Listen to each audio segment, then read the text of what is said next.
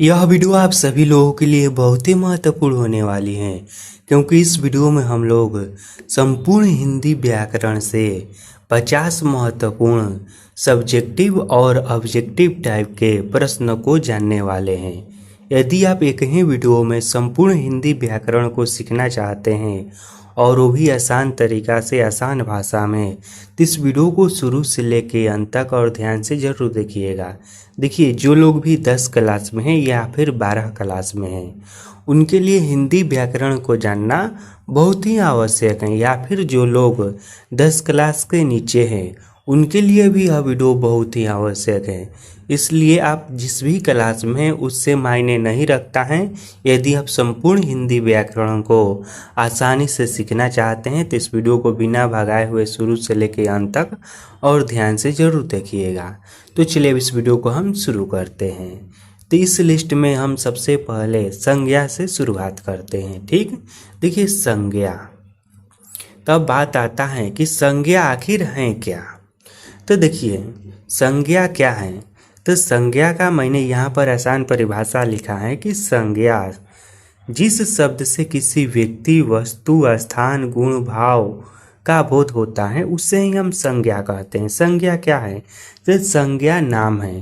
किसी भी नाम को हम संज्ञा कहते हैं। इसे यदि आसान भाषा में बोलना होगा तो आप बोल सकते हैं कि नाम को ही संज्ञा कहते हैं, कि चाहे वो किसी का भी नाम हो, किसी वस्तु का हो नाम, या फिर किसी स्थान का नाम हो, या फिर गुण का नाम हो, या फिर भाव का नाम हो, वह सब संज्ञा हैं। जैसे कि राम हो गया, गाय हो गया, कुत्ता हो गया, बिल्ली हो गया, सुंदरता हो गया, ये सब क्या है? संज्ञा हैं। अब हम समझते हैं कि संज्ञा के कितने भेद होता है। तो संज्ञा के मुख्य रूप से 5 भेद होता है। कौन कौन सा? तो व्यक्तिवाचक संज्ञा, जातिवाचक संज्ञा, भाववाचक संज्ञा, समूहवाचक संज्ञा और द्रव्यवाचक संज्ञा। अब देखिए हम यह भी समझ लेते हैं साथ ही कि व्यक्तिवाचक संज्ञा क्या है।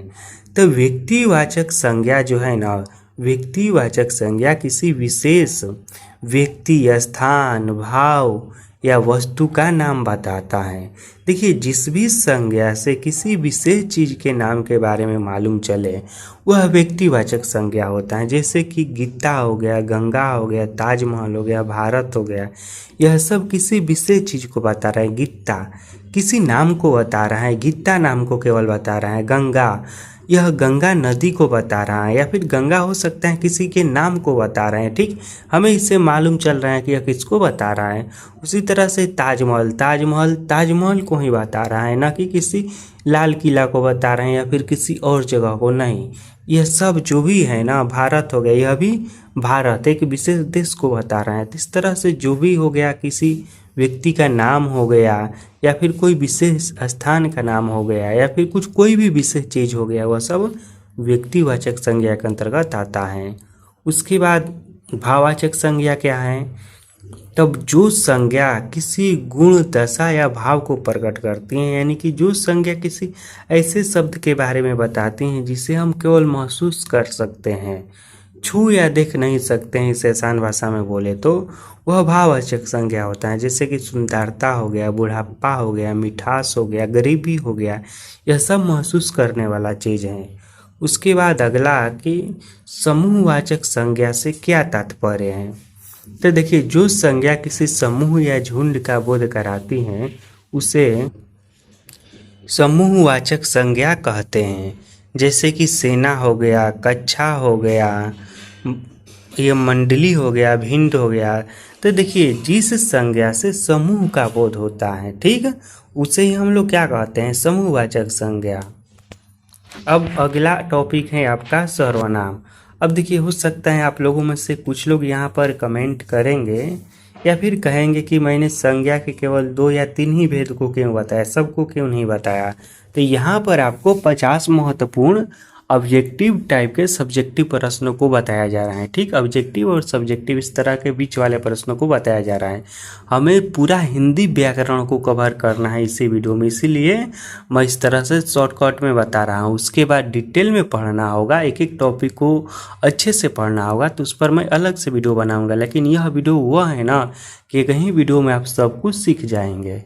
उसके बाद अगला टॉपिक है हमारा सर्वनाम।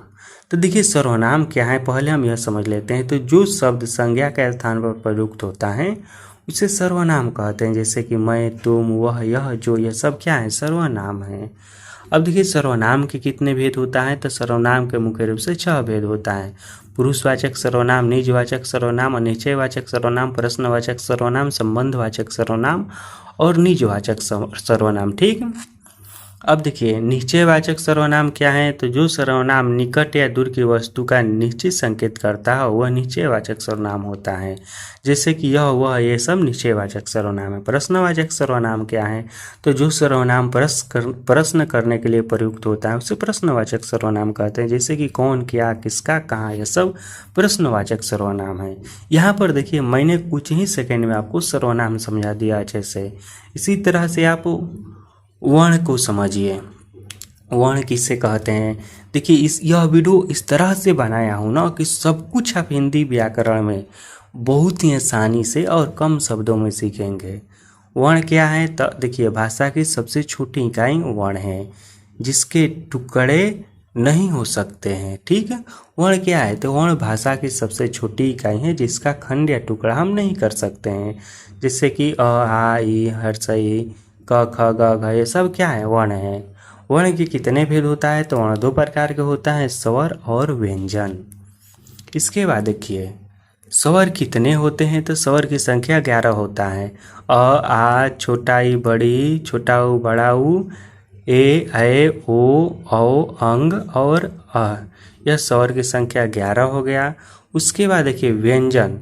व्यंजन क्या है, तो जिन वर्णों का उच्चारण स्वर्ण की सहायता से होता है उन्हें व्यंजन कहते हैं। जैसे क, ख, ग, घ, अंग, च, छ, ज, झ, यह सब क्या है, यह सब व्यंजन है। उसके बाद संधि देखिए, संधि क्या है, तो संधि किसे कहते हैं, तो 2 वर्णों के मेल से जब 2 वर्ण आपस में मिलता है तो उनमें जो विकार उत्पन्न होता है उसे संधि कहते हैं। जैसे विद्या प्लस आलय, यहाँ पर देखिए विद्या का आ और इधर आ मिलकर विद्यालय बन रहा है। इसी तरह से कोई भी 2 वर्ण आपस में जब मिलता है तो उसमें जो परिवर्तन होता है ना उसी को संधि कहा जाता है। अब संधि के कितने भेद होता है, तो संधि के मुख्य रूप से 3 भेद होता है, स्वर संधि, व्यंजन संधि और विसर्ग संधि। स्वर संधि किसे कहते हैं, तो 2 स्वरों के मेल से होने वाले संधि को स्वर संधि कहते हैं। जब 2 स्वर आपस में मिलता है तो उनसे मेल से जो शब्द बनता है उसे स्वर संधि कहते हैं। जैसे सूर्य प्लस उदय, इन दोनों में 2 स्वर आपस में मिला है। उसके बाद अगला व्यंजन संधि। व्यंजन संधि क्या है, तो व्यंजन के साथ देखिए व्यंजन के साथ पहला व्यंजन होना चाहिए व्यंजन संधि में, उसके बाद स्वर आ जाए या फिर व्यंजन आ जाए तो उससे जो बनता है उसे व्यंजन संधि कहते हैं। जैसे उत प्लस नति, उन्नति, इसमें त पहला व्यंजन है और न यह भी व्यंजन है। यहाँ पर व्यंजन भी आ सकता है लेकिन इसमें हमें मुख्य रूप से यह ध्यान देना है कि पहला व्यंजन होना चाहिए, दूसरा कोई भी हो व्यंजन या फिर स्वर। और साथ में यहाँ पर देखिए विसर्ग संधि के बारे में मैं नहीं बताया हूँ इसलिए इसमें, लेकिन पहले मैं मुंह से ही बता देता हूँ कि विसर्ग संधि वह होता है जिसमें व्यंजन के स्थान पर पहले विसर्ग रहे उसके बाद स्वर आए या फिर व्यंजन आए, उसे विसर्ग संधि कहते हैं। अब हम समास को समझते हैं, इसे भी हम इसी तरह से आसान भाषा में समझेंगे, मात्र 1 मिनट में समझ लेंगे। तो देखिए समास क्या है, तो 2 या 2 से अधिक शब्दों के मेल से बने नए शब्द को ही समास कहते हैं। समास किसे कहते हैं, तो देखिए संधि में 2 वर्ण मिलता था। यहाँ पर आप लोग ध्यान दीजिएगा कि संधि में 2 क्या मिलता था, तो संधि में 2 वर्ण मिलता था, लेकिन समास में 2 क्या मिलता है, तो शब्द मिलता है। समास 2 शब्दों के मेल को समास कहते हैं और 2 वर्णों के मेल को संधि कहते हैं। यह आप लोग अंतर ध्यान रखिएगा, कई बार अंतर भी पूछता है कि संधि और समास में अंतर बताएं। तो समास समझ गए कि 2 शब्द जब आपस में मिलता है तो उनमें जो विकार उत्पन्न होता है उसे ही हम क्या कहते हैं, समास कहते हैं। समास के कितने भेद होता है, तो समास के 6 भेद होता है, अव्ययी भाव समास, तत्पुरुष समास, कर्मधारय समास, द्विगु समास, द्वंद्व समास और बहुव्रीहि समास। अब हम समझ लेते हैं कि तत्पुरुष समास किसे कहते हैं, तो जिस समास में दूसरा पद प्रधान हो उसे तत्पुरुष समास कहते हैं। जैसे कि गंगा जल, राजकुमार, देशभक्ति। इस समास में दूसरा पद गंगा जल, इसमें जल प्रधान है, इसमें राजकुमार प्रधान है। कौन है माने कौन राजकुमार, उसमें देशभक्ति, इसमें भक्ति प्रधान है। तो जिस भी समास का दूसरा पद प्रधान होता है उसे तत्पुरुष समास कहते हैं। द्वंद्व समास किसे कहते हैं? तो जिस समास में दोनों पद प्रधान हो उसे द्वंद्व समास कहते हैं। जैसे माता पिता, दिन रात, सुख दुख, इसमें दोनों पद प्रधान है, इसलिए यह द्वंद्व समास है। अब हम समझते हैं कि लिंग किसे कहते हैं।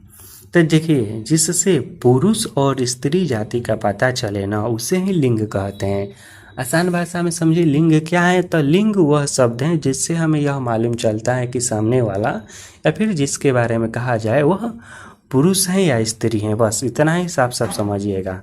अब लिंग के कितने भेद होता है? तो लिंग के देखिए हिंदी में मुख्य रूप से दो ही भेद होता है, पुल्लिंग और स्त्रीलिंग। एक नपुंसक लिंग भी होता है, लेकिन हिंदी में मुख्य रूप से दो ही होता है। उसके बाद अगला हम समझते हैं कि पुल्लिंग क्या है। पुल्लिंग के उदाहरण दे। प्रश्न कह रहा है कि पुल्लिंग का उदाहरण दीजिए। तो पुरुष जाति को बताने वाला पुल्लिंग होता है। उदाहरण में लड़का, आदमी, घोड़ा, कमरा, ये सब पुल्लिंग है। उसके बाद स्त्रीलिंग क्या है? स्त्रीलिंग का उदाहरण दे। तो स्त्री जाति को बताने वाले शब्द स्त्रीलिंग होते हैं, जैसे कि लड़की, औरत, गाय, किताब, ये सब स्त्रीलिंग है। अब वचन, वचन क्या है? तो देखिए वचन किसे कहते हैं, यह हमारा प्रश्न है। तो जिससे संज्ञा की संख्या के बारे में मालूम चले ना, उसे वचन कहते हैं। वचन क्या है? तो वचन वह चीज़ है जिससे हमें संज्ञा के संख्या के बारे में मालूम चलता है कि वह एक है कि दो है कि कितना है, ठीक है, उसे ही वचन कहते हैं। वचन के कितने भेद होता है? वचन के मुख्य रूप से दो ही भेद होता है, एक वचन और बहुवचन। अब एक वचन किसे कहते हैं? तो जो शब्द एक की संख्या बताता हो उसे एक वचन कहते हैं। एक वचन किसे कहते हैं? तो जो शब्द एक की संख्या बताता हो, जैसे लड़का हो गया, गाय हो गया, किताब हो गया, आदमी हो गया। इन सभी शब्दों से हमें एक के बारे में मालूम चल रहा है, इसलिए यह एक वचन है। इसके बाद अगला है कि बहुवचन क्या है। जो शब्द जो शब्द एक से अधिक संख्या बताता है उसे बहुवचन कहते हैं। जैसे कि लड़के हो गए, गाय हो गए, किताब हो गए, ये सब बहुवचन है। अब विशेषण समझिए कि विशेषण क्या है। तो देखिए, जो शब्द संज्ञा या सर्वनाम की विशेषता बताता है उसे विशेषण कहते हैं। जैसे कि अच्छा, बुरा, लाल, मोटा, यह सब क्या है? यह सब विशेषण है। विशेषण के कितने भेद होता है? तो विशेषण के मुख्य रूप से 4 भेद होता है। गुणवाचक विशेषण, संख्यावाचक विशेषण, परिणामवाचक विशेषण, सर्वनामिक विशेषण। अब गुणवाचक विशेषण क्या है? तो जो विशेषण गुण या दोष को बताता है उससे गुणवाचक विशेषण कहते हैं। जैसे अच्छा, बुरा, सुंदर, भला, यह सब गुणवाचक विशेषण है। संख्यावाचक विशेषण क्या है? तो जो शब्द या जो विशेषण संख्या को बताता है, जैसे कि 1, 2, 3, कई, सभी, ये सब क्या है? संख्यावाचक विशेषण है। अब हम कारक को समझते हैं कि कारक क्या है। तो जो शब्द संज्ञा या सर्वनाम का संबंध क्रिया के साथ बताता है उसे कारक कहते हैं। आसान भाषा में हम बोले कारक क्या है? तो जो शब्द संज्ञा या सर्वनाम के संबंध को क्रिया के साथ बताता है वही कारक है। कारक के कितने भेद होता है? तो कारक के मुख्य रूप से 8 भेद होता है। कर्म कारक, करण कारक, संप्रदान कारक, अपादान कारक, कर्ता कारक, संबंध कारक, अधिकरण कारक, संबोधन कारक। यह कारक के 8 भेद हो गया। अब कर्ता कारक क्या है? तो यहाँ पर देखिए, कर्ता कारक आपको समझना है। तो कर्ता कारक क्या है? तो कर्ता कारक जो काम को करता है वह कर्ता कारक है। जैसे कि राम ने खाना खाया, यह कर्ता कारक है। यहाँ पर खाना खाया, तो यहाँ पर जो शब्द है ना, यह क्या है? तो कर्ता कारक वाला है। उसके बाद कर्म कारक क्या है? तो जिस पर क्रिया का प्रभाव पड़ता है वह कर्म कारक है। जैसे कि राम को बुलाओ, तो यहाँ पर को जो है ना यह कर्म कारक है, यहाँ पर ने जो है कर्ता कारक है। अगला है कि संबंध कारक का उदाहरण दे। तो जो दो शब्दों के बीच संबंध बताता है वही संबंध कारक होता है। जैसे कि राम का घर, सीता की किताब, तो यहाँ पर का जो है, की जो है, यह सब संबंध कारक हैं। अगला जो है टॉपिक अव्यय है। अब हिंदी व्याकरण खत्म ही होने वाला है, बस कुछ ही टॉपिक रह गया है। तब इतना तक आप वीडियो देख लिए हैं तो पूरा भी देख कर ही जाइएगा, ज़रूर आपको कुछ नया सीखने को मिलेगा। अव्यय है तो देखिए अव्यय क्या है, तो जिन शब्दों में लिंग वचन कारक आदि के कारण कोई भी कार्य नहीं उत्पन्न होता है, यानी कि कोई परिवर्तन नहीं होता है ना, वही अव्यय होता है। जैसे कि और, यथा, किंतु, परंतु, यह सब ऐसा शब्द है ना अव्यय, जिसमें किसी भी चीज़ के कारण कोई परिवर्तन ही नहीं होगा। अव्यय के कितने भेद होता है या फिर प्रकार होता है, तो अव्यय 4 प्रकार के होता है। कौन कौन? 7 विशेषण अव्यय,